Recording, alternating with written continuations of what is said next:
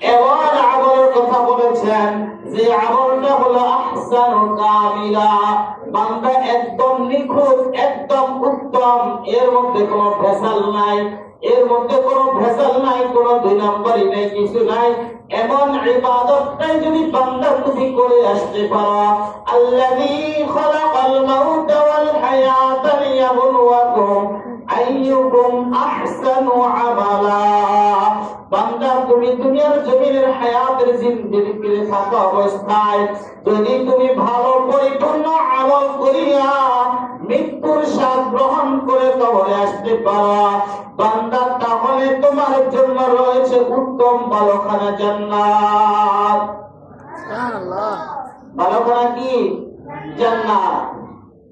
এজন্য রব্বুল আলামিন বলেন তাবারাকাল্লাযী বিয়াদিহিল মুলকু ওয়া হুয়া আলা কুল্লি শাইইন কাদির। এ বান্দা, দুনিয়ার জমিনে সমস্ত রাজত্ব থাকবে আমার, সমস্ত ক্ষমতা থাকবে আমার, সমস্ত কিছুর মালিক হলো আমি আল্লাহ। দুনিয়ার জমিনে আর কেউ ক্ষমতার মালিক নাই।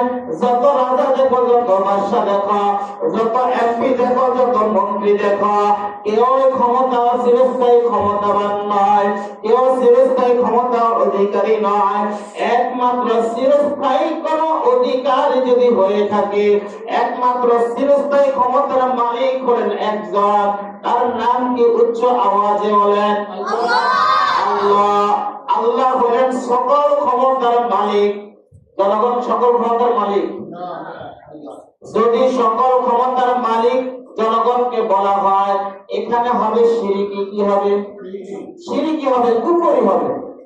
সকল ক্ষমতার মালিক হলেন একজন আল্লাহ।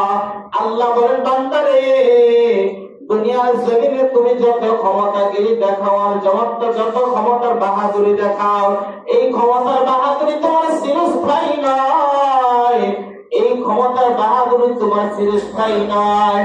যখন আমি আল্লাহ আল্লাযী খালাকাল মাউতা ওয়াল হায়াতা লিয়াবলুয়াকুম, তোমার হায়াতের শেষ পর্যায়ে আসার পরে আমি আল্লাহ যখন তোমাকে ডাক দিব, এ আব্দুল কুদ্দুস, আব্দুল মালিক, আব্দুল ওয়াহাব, আব্দুল জব্বার, আব্দুল সালাম, আব্দুল মুত্তালিব, আব্দুল মুমিন, আর এক সেকেন্ড থাকার সময় নাই।